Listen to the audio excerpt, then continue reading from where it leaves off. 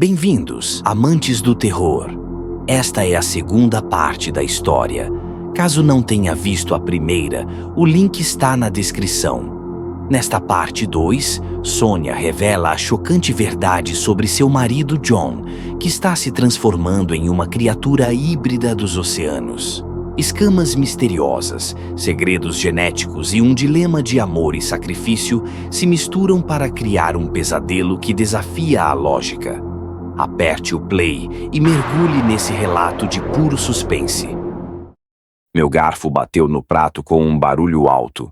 Terminei de mastigar lentamente minha mordida, engoli em seco e então disse: "O quê?" "Porra, a escama. Aquela que grudou na parede do banheiro quando eu a joguei, eu tinha esquecido de pegá-la." Minha garganta apertou.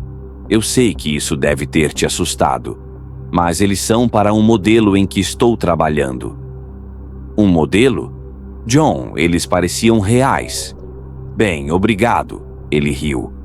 Estou tentando torná-los o mais realistas possível. Eu ainda estava extremamente cético. Mas por que elas estavam no seu kit de barbear? Eles não tinham terminado de curar, e eu não queria que eles se estragassem. Então, eu apenas os coloquei lá. Parecia uma escolha estranha para mim, mas concebível. John era um homem muito inteligente, embora às vezes sua lógica e raciocínio sobre certas coisas diferem drasticamente dos meus. Certo. Bem, e o Sal? Zrenia perguntei, decidindo ir em frente agora que as linhas de comunicação tinham sido abertas. O Sal? Zrenia ele perguntou, levantando uma sobrancelha. É os rolinhos de canela que você fez? Eles estavam cobertos de sal. Eu tive que jogar todos fora. E quando eu te beijei outro dia, você tinha gosto salgado. Ele parou por um momento, respirou fundo e então olhou para seu prato. Eu sou muito Sonia. Você sabe que eu também tenho me exercitado mais ultimamente. Levantei mais cedo e fui correr antes de fazer isso. Meu Deus, estou envergonhada agora. Então, ontem à noite na cama, você está me dizendo que era só suor também? Ele olhou para mim novamente e seus olhos suavizaram. Sim, eu estava tendo um pesadelo. Oh, Sonia, foi horrível e parecia tão real. Eu estava sendo afogada na banheira por alguma força invisível. Acordei encharcada e confusa, lutando para respirar. Tentei te acordar para me ajudar, mas você surtou. Eu ainda estava tão desorientada que não consegui te explicar isso na hora. Parecia tudo tão bizarro, mas ao mesmo tempo plausível o suficiente para me parar e me forçar a recalibrar. E se tudo fosse verdade, eu me sentia mal. Percebi que estava tão presa na minha própria cabeça que nem sequer havia considerado como ele poderia estar se sentindo. Invertendo a perspectiva, na verdade, seria eu que pareceria a irracional. Jogando fora os rolinhos de canela do pedido de desculpas e amassando o bilhete, gritando com ele na cama e agindo como se ele fosse um monstro, me esgueirando e coletando escamas de peixe modelo para testá-las. Deus! Não é de se espantar que elas não pudessem ser identificadas. Eu me senti absolutamente ridícula. Aceitei suas desculpas e explicações, então disse a ele que também sentia muito por como eu tinha reagido às coisas. Nós terminamos nossa comida e o episódio de Deadliest Catch em silêncio. Então John pegou o meu prato e me disse para não me preocupar com a louça. Ele a teria lavado e guardado até eu sair do chuveiro. O banheiro estava impecável. Seu kit de barbear não estava lá fora, e a banheira parecia imaculada, como se tivesse sido esfregada e polida. Merda, parecia melhor do que quando nos mudamos. Eu sorri. Parecia que ele estava realmente fazendo um esforço concentrado para consertar as coisas entre nós.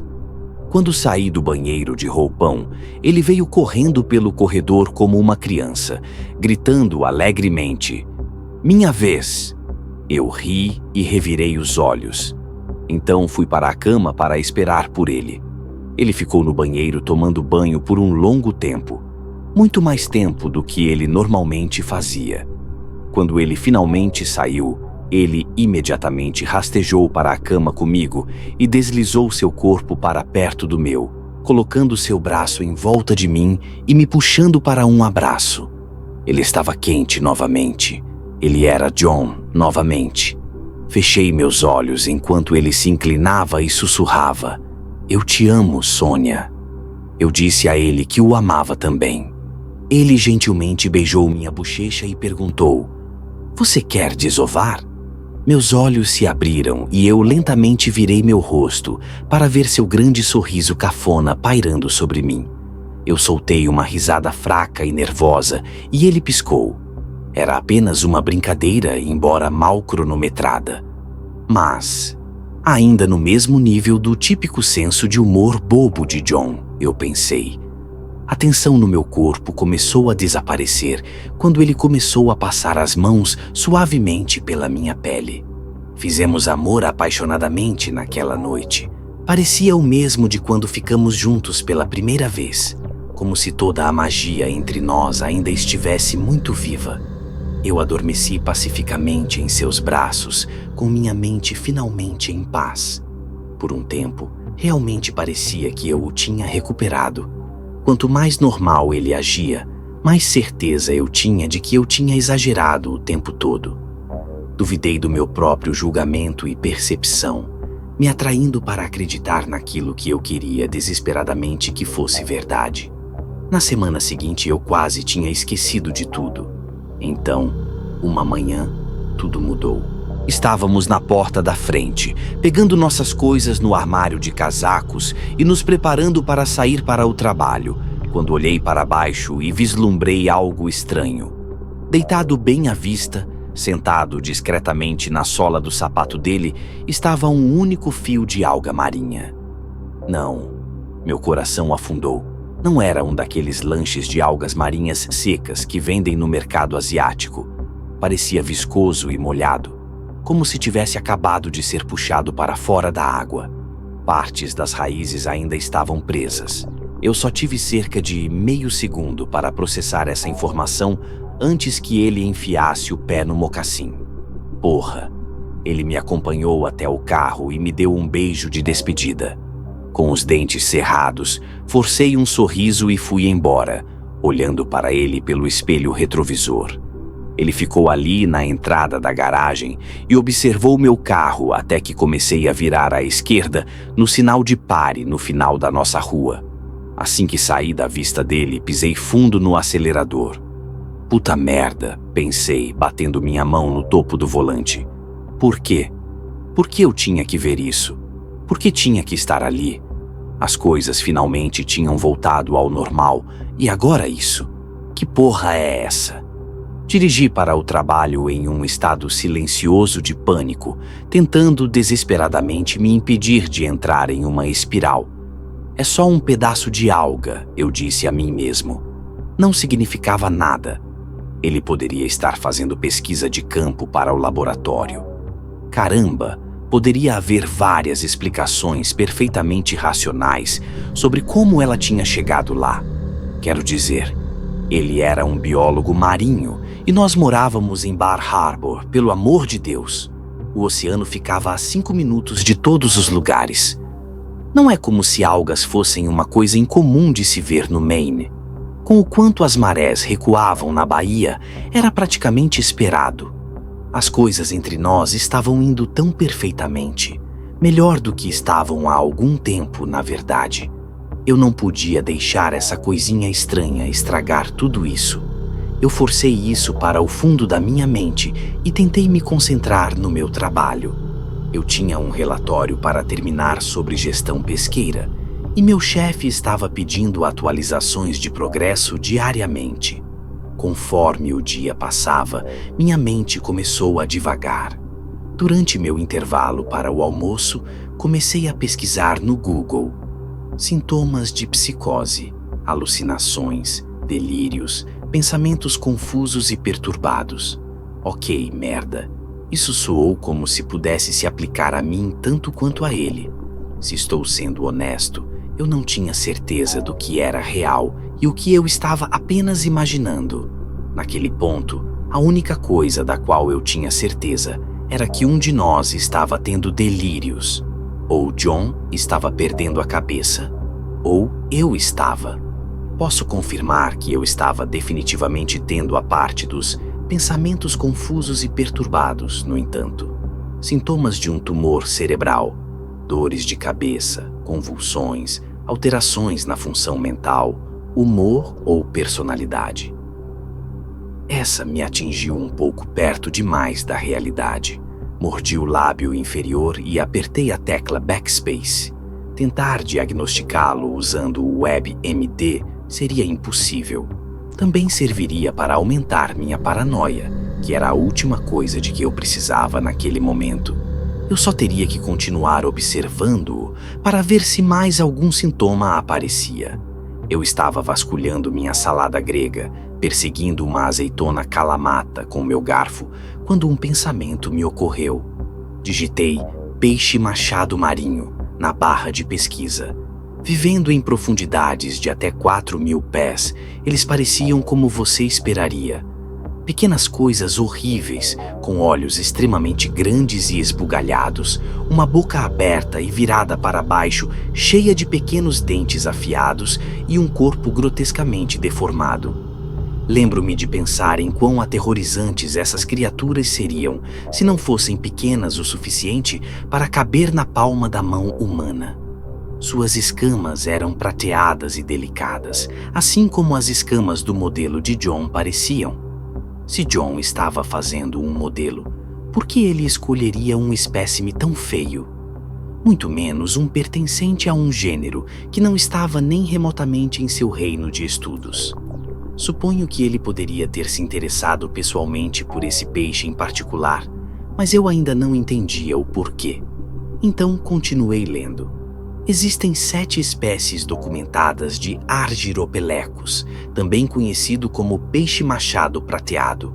Cada espécie difere ligeiramente em tamanho e alcance, mas todas compartilham algumas características comuns. Eles se alimentam de presas como pequenos crustáceos, camarões e larvas de peixes que caçam migrando para a superfície à noite. Eles utilizam suas pupilas desproporcionalmente grandes para detectar até mesmo os mais tênues traços de luz. E, como muitos peixes de águas profundas, eles possuem bioluminescência. Um conjunto de pequenas luzes azuis brilhantes emitidas de suas barrigas agem para imitar a luz do sol ondulante, escondendo-os de predadores abaixo. Um pequeno truque evolucionário bacana, conhecido como contra-iluminação. Não é exatamente algo inovador, mas suponho que eu poderia entender por que John poderia ter se interessado por eles. Ele sempre foi particularmente fascinado pela bioluminescência, afinal. Quer dizer, você teria dificuldade em encontrar um biólogo que não concordasse pelo menos que era um dos fenômenos naturais mais incríveis a agraciar nosso planeta. Talvez ele estivesse planejando anexar pequenas luzes de LED ao seu modelo. Merda, sendo quase dezembro, talvez ele estivesse trabalhando nisso como um presente de Natal para alguém. Ou talvez até mesmo um enfeite para nossa árvore. Eu esperava. Coloquei meu telefone no bolso e voltei ao trabalho, determinada a terminar meu relatório. No mínimo, eu precisava terminar o primeiro rascunho. Eu não podia me dar ao luxo de me deixar levar por todos esses pensamentos obsessivos sobre o que estava acontecendo na mente de John. Eu tinha minha própria carreira para focar, minha própria vida para viver também, sabe?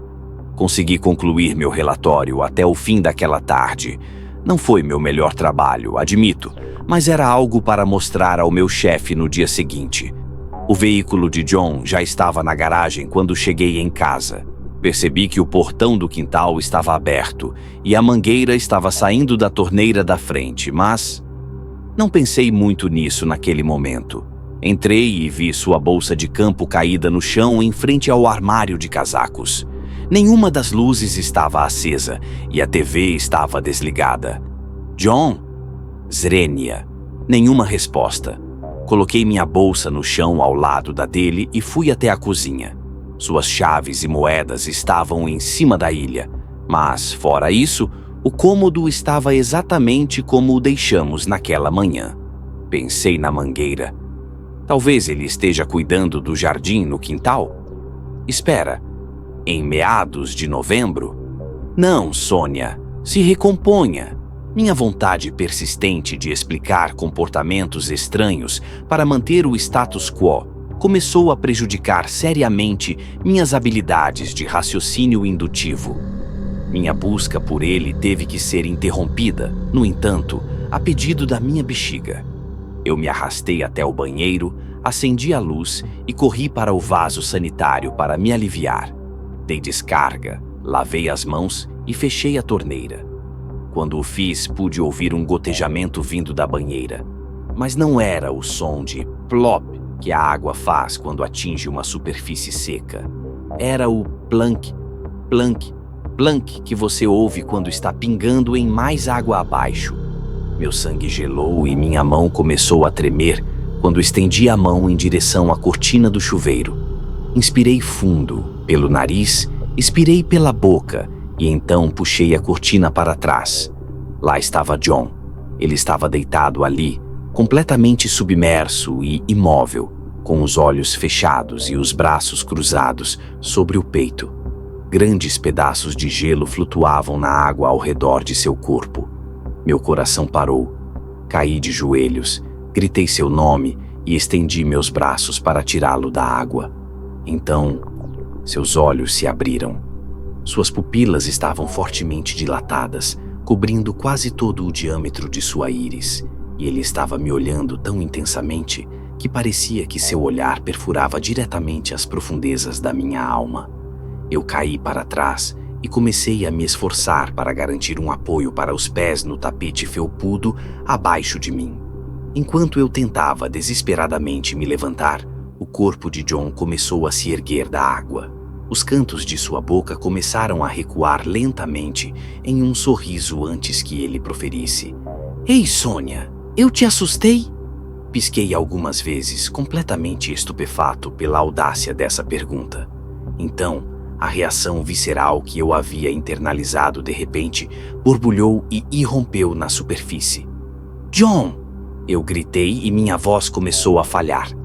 Eu pensei que você estava morto, porra! Ele riu. Nossa, Sônia, isso é dramático. Estou apenas dando um mergulho frio. Levantei-me ainda em choque e tentando conter as lágrimas que começaram a inundar meus olhos. Quê? Ele saiu da banheira e começou a se enxugar. Sim, Howard do trabalho me disse que isso me ajudaria a ir mais forte nos meus treinos. Na verdade, é ótimo. Você deveria tentar, ele disse. Totalmente vestido? Eu gritei. Bem, sim, Sônia. É assim que se faz. Você não fica pelado como se fosse um banho normal. Ele riu. Fiquei olhando para ele sem expressão, até que aquele sorriso idiota desapareceu do seu rosto. Você está bem? Ele perguntou. Nossa, eu não tinha ideia de que isso te assustaria.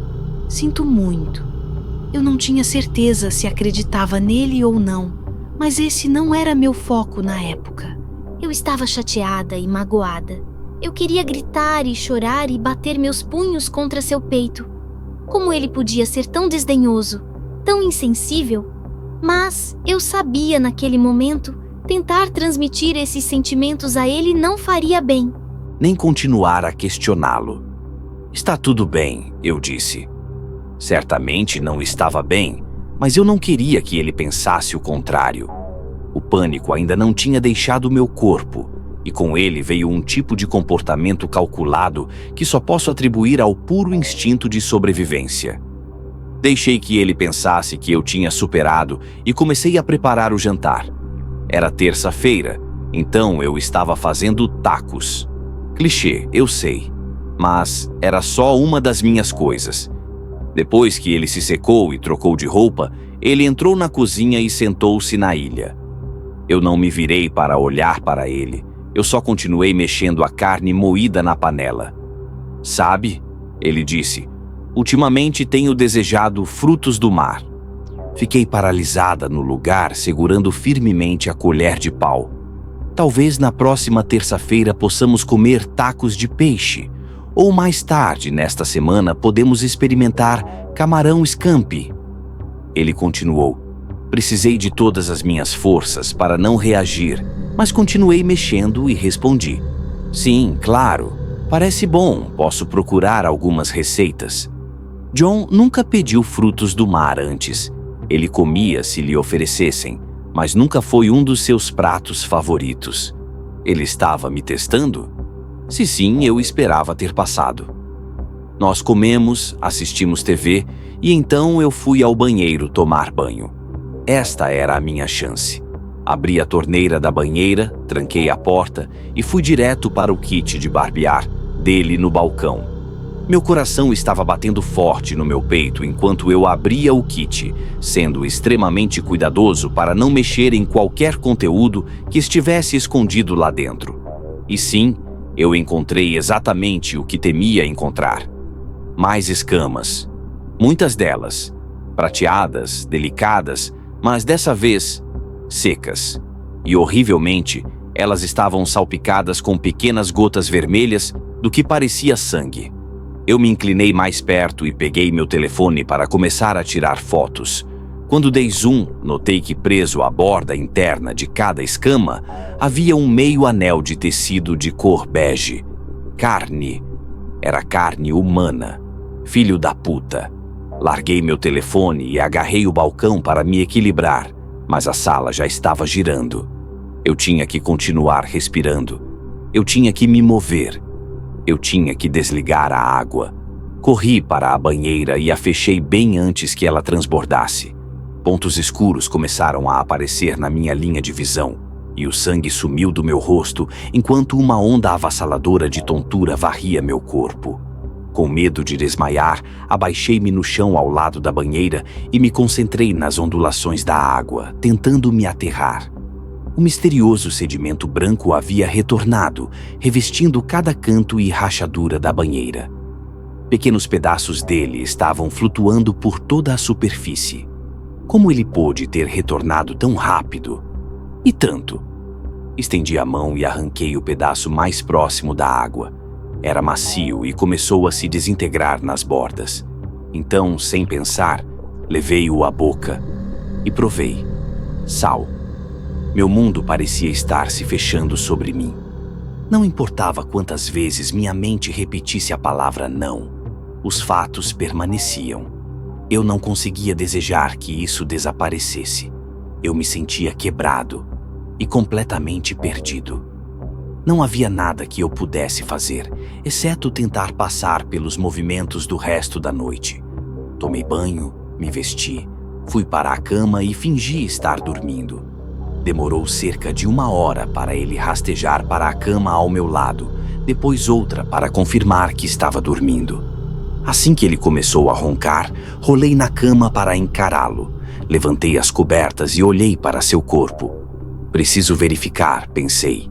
Prendendo a respiração, estendi a mão e levantei suavemente a parte de trás de sua camisa, interrompendo seu padrão de respiração e fazendo-o se mover ligeiramente.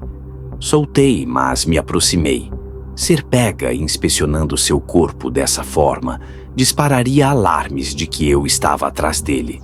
Mas usar minhas mãos para fazer isso sob o pretexto de um abraço? Não, pensei. Coloquei meu braço em volta dele, descansando-o em seu lado. Ele não reagiu, então deslizei minha mão por baixo de sua camisa e comecei a movê-la lentamente em suas costas, procurando por qualquer anomalia. Sua pele estava gelada novamente e úmida, quase emborrachada. Fora isso, não senti nada de estranho. Então, lentamente me movi para seu quadril. Quando cheguei lá, congelei. Algo imediatamente pareceu errado. Tipo, muito errado. Seu osso pélvico parecia ter começado a mudar de sua posição natural ereta para inclinar para baixo. Afastei minha mão e rapidamente me virei para encarar meu despertador. Naquela noite, enquanto estava deitada na cama ao lado dele, não dormi. Em vez disso, retomei meu ciclo infinito de pensamentos. E, nesses pensamentos, finalmente tropecei em uma pequena partícula de clareza flutuando em um mar de confusão. Eu não podia continuar a viver nesta pequena terra de fantasia fingindo que tudo era perfeito. Não importa o quanto eu quisesse. O que eu precisava era ser lógica. Eu precisava olhar para isso de uma perspectiva científica. Primeiro passo: formar uma teoria. Acho que meu marido é uma porra de uma pessoa de peixes. Segundo passo: coletar evidências na esperança de refutar a dita teoria. Exatamente às 4h44 da manhã, John parou de roncar. Fechei os olhos com força e esperei enquanto ele se levantava e ia ao banheiro. Ele passou cerca de 20 minutos lá dentro, fazendo Deus sabe o quê, e então saiu imediatamente de casa. Quando ouvi o motor dele ligar na frente, levantei-me e corri para a janela. Então, observei seus faróis descendo a rua até que ele chegou ao sinal de pare. Ele não virou à esquerda para a cidade. Em vez disso, virou à direita, em direção ao oceano. Corri até a porta da frente, peguei minhas chaves e um casaco, então enfiei meus pés no primeiro par de sapatos que consegui encontrar. O ar frio e áspero da noite me atingiu como um navio a vapor, quase me derrubando. Puxei o capuz sobre minha cabeça e corri para meu carro, então desci a Hancock Street atrás dele. Uma descarga de adrenalina começou a surgir pelo meu corpo conforme eu me aproximava cada vez mais da costa. Apertando os olhos na escuridão da rua deserta, olhei ao redor em todas as direções, tentando freneticamente localizar seu veículo até que o avistei, estacionado do lado de fora da casa de um artista local. O Shore Path à frente estava fechado para o inverno, então virei pela Devilstone Way, fiz um retorno para encarar o fim da estrada e desliguei as luzes. Embora o pensamento tenha passado pela minha cabeça, meu instinto me disse que ele não estava dentro daquela casa. Saí do meu carro, deixei-o ligado e comecei a caminhar em direção à baía. Abaixei-me sob a grande placa de praia fechada e continuei até estar a alguns metros da costa rochosa. Foi quando o sexto, a silhueta escura do meu marido, parado na beira da água, olhando diretamente para o abismo e completamente nu. Meu coração começou a bater forte contra meu peito, como um peixe preso em uma rede. Abaixei-me atrás de uma grande pedra e observei horrorizada através da névoa, enquanto ele lentamente começou a andar, direto para o maldito oceano. Fiquei ali, paralisada de terror, enquanto sua cabeça afundava abaixo da superfície. Apenas alguns segundos se passaram antes que ele rompesse, mordendo com força uma lagosta que se contorcia dentro dos limites de suas mandíbulas. Puta merda! Minha mente era incapaz de processar o que eu estava realmente testemunhando. O instinto tomou conta e minha mão disparou, cobrindo minha boca para abafar meu grito. Eu me virei e corri a toda velocidade de volta para o meu carro. Eu não olhei para trás. Eu estava com muito medo. Eu apenas continuei correndo e rezando a Deus para que ele não tivesse me visto. Eu coloquei o carro em movimento e corri para casa, sabendo que ele estaria voltando para lá a qualquer momento, agora que ele tinha tomado seu café da manhã. Eu engasguei, mas não tive tempo para ser melindrosa. O relógio estava correndo. Eu tinha que bolar um plano e rápido. Merda, por que eu não poderia ter me casado com um contador chato e legal? Quando voltei para dentro de casa, bati a porta e olhei para a bolsa de campo de John no chão, ao lado do armário de casacos. Eu sabia que só tinha alguns segundos de sobra, então fui direto para o bolso lateral, onde sabia que ele guardava seus pendrives. Era a única chance que eu tinha de talvez descobrir com o que exatamente eu estava lidando ali. Coloquei a mão lá dentro e procurei. Sim, meus dedos encontraram um, assim que ouvi os freios do seu Jeep Wrangler guincharam. Peguei o drive e corri para o quarto, pulando na cama e me cobrindo com as cobertas. A porta da frente fechou e eu me esforcei para desacelerar minha respiração para um ritmo uniforme e constante. Eu não conseguia nem começar a contar os pensamentos horríveis que passavam pela minha cabeça enquanto eu estava ali, indefesa. Ele nunca entrou no quarto, no entanto. Apenas seguiu sua rotina matinal normal, o que quer que isso significasse, e então saiu para o trabalho. Eu não sabia se ele tinha me visto. Caramba, uma parte de mim nem se importava. As coisas não podiam continuar daquele jeito. Depois do que eu tinha acabado de ver, era impossível. No entanto, John, de alguma forma, sempre parecia capaz de rapidamente inventar uma desculpa para cada comportamento estranho que ele tinha demonstrado até então. Confrontá-lo usando apenas palavras não era uma opção. Eu precisava de evidências irrefutáveis, ainda mais do que eu já tinha coletado.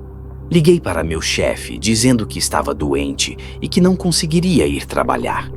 Ele teria que esperar mais um dia pelo relatório. Eu tinha assuntos mais importantes para resolver. Peguei o laptop da minha bolsa de campo e sentei na ilha. Inicializei-o e inseri o pendrive com as mãos trêmulas. Hesitei por um momento antes de abrir o arquivo. Eu realmente queria saber a verdade. Eu estava realmente pronto para abrir essa lata de minhocas?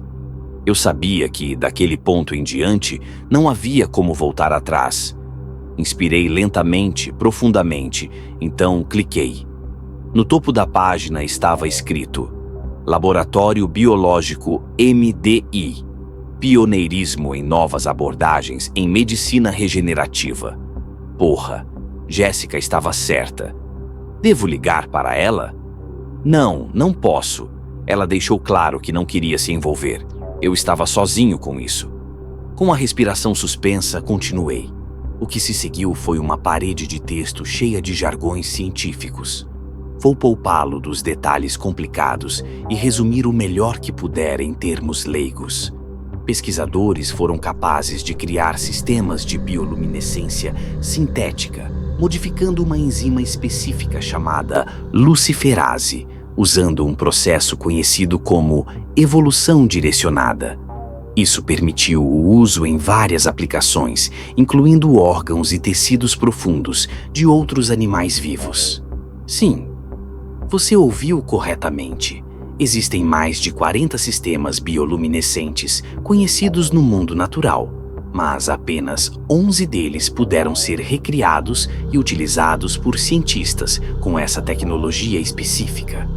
Um novo projeto de pesquisa foi formado na esperança de descobrir como manipular e sintetizar outros sistemas bioluminescentes, incluindo aqueles contendo a equorina, a fotoproteína responsável por criar luz azul. Oh, meu Deus, do caralho. Bati o laptop. Tudo fazia sentido.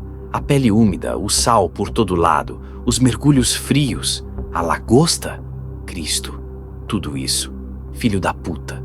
Fiquei pensando no que mais eu tinha perdido e comecei a revirar a casa em busca de mais evidências. Estou bem ciente de que já havia coletado mais do que o suficiente para apoiar minha teoria. O que eu estava procurando, secretamente desejando, era qualquer coisa que pudesse provar que eu estava errado.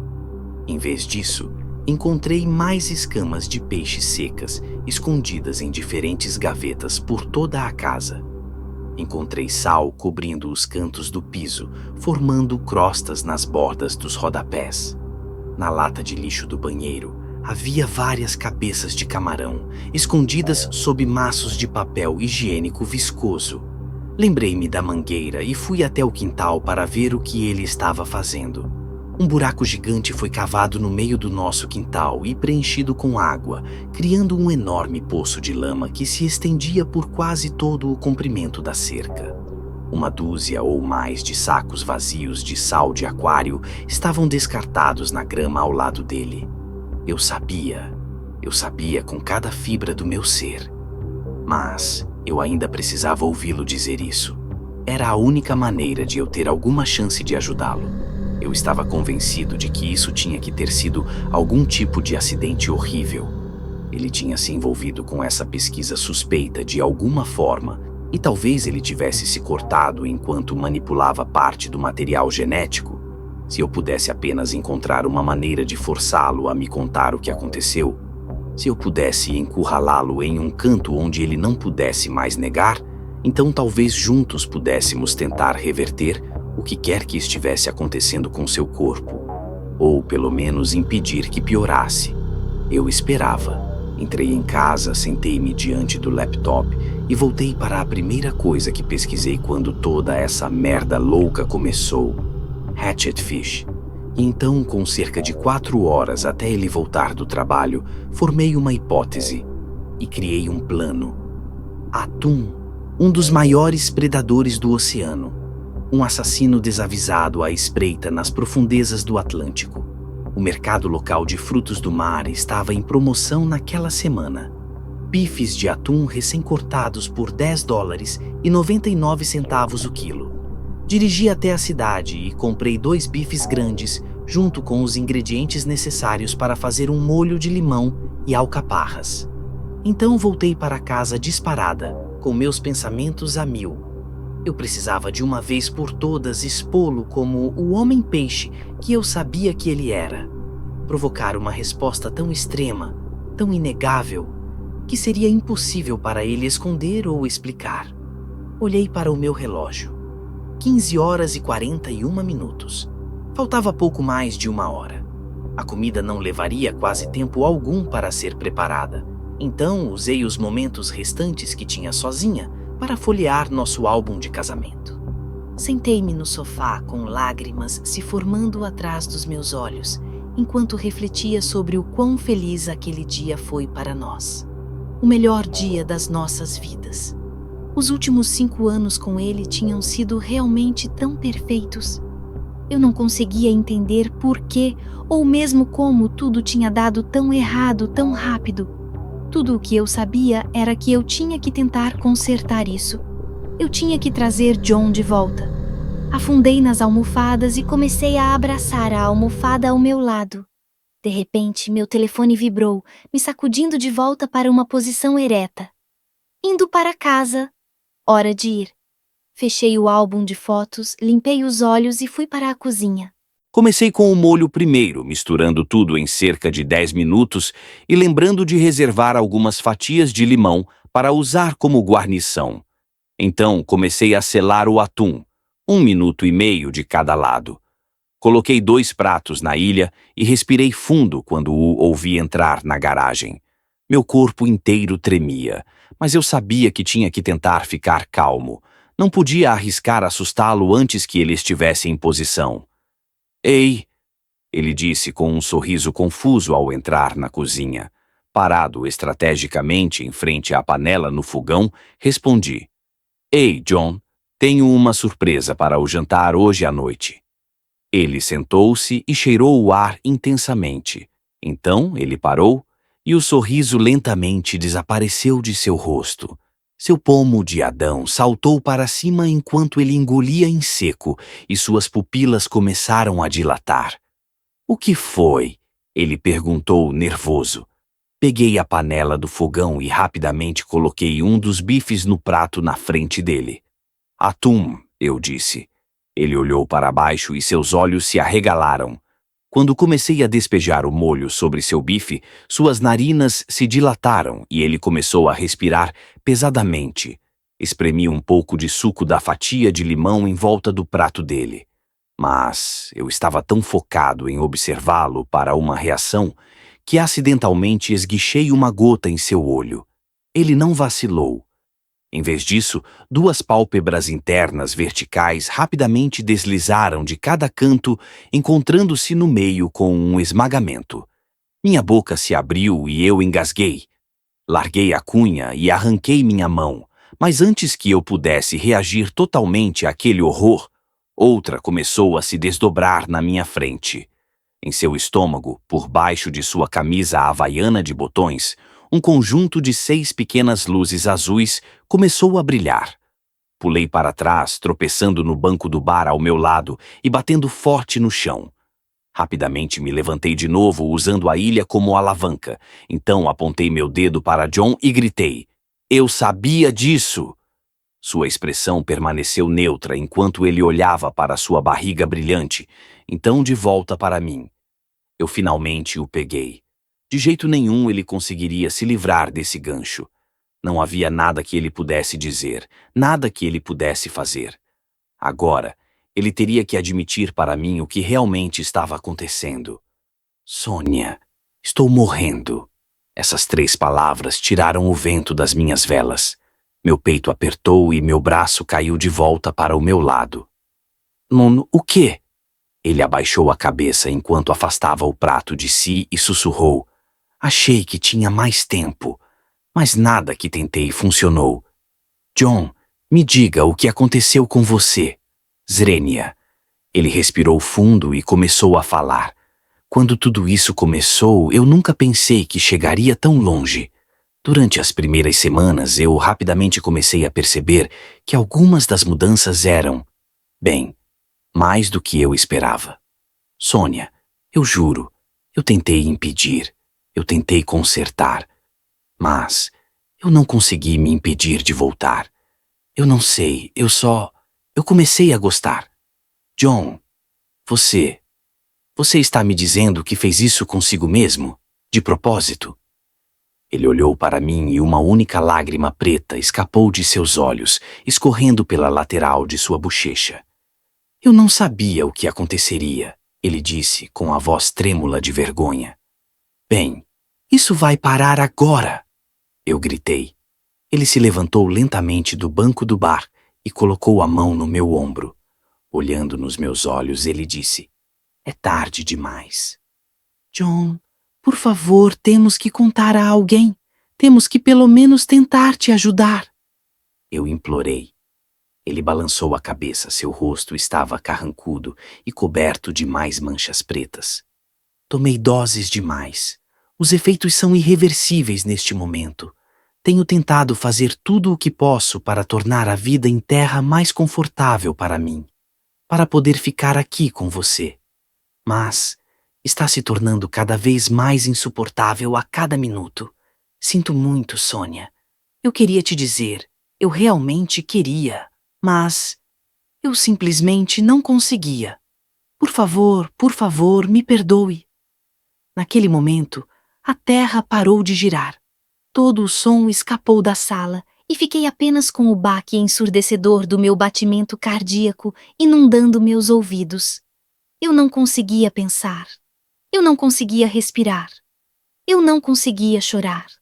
Eu apenas fiquei ali, congelado e vazio, enquanto todas as peças desse quebra-cabeça finalmente se encaixavam e meu mundo inteiro desmoronou ao meu redor.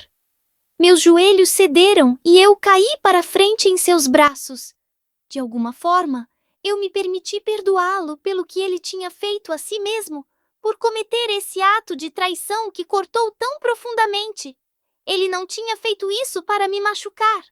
Sua curiosidade tinha levado a melhor. Isso era só John. Nós nos abraçamos fortemente por alguns minutos, antes que eu finalmente conseguisse criar coragem para perguntar a ele: "O que fazemos agora?" A resposta era simples, mas longe de ser fácil. Na verdade, seria a coisa mais difícil que eu teria que fazer na minha vida, por muitas razões, e eu não sabia se teria coragem de suportar. Essa escolha seria uma das decisões mais devastadoras que uma pessoa poderia tomar. E ainda assim, eu concordei. Estou na enseada agora, observando as ondas escuras quebrando violentamente contra as pedras, deixando a brisa fria varrer meu rosto enquanto o sol se põe no horizonte. Vou terminar isso dizendo: eu amo meu marido. Eu realmente amo. Tentarei voltar aqui para visitá-lo sempre que puder. Mas não posso vê-lo morrer lentamente em nossa casa. Não posso ser egoísta assim. Não é sobre o que eu quero. É sobre o que ele precisa. E eu sei no fundo do meu coração que a coisa certa a fazer por ele é deixá-lo ir. Meu trabalho era preservar e proteger ecossistemas costeiros.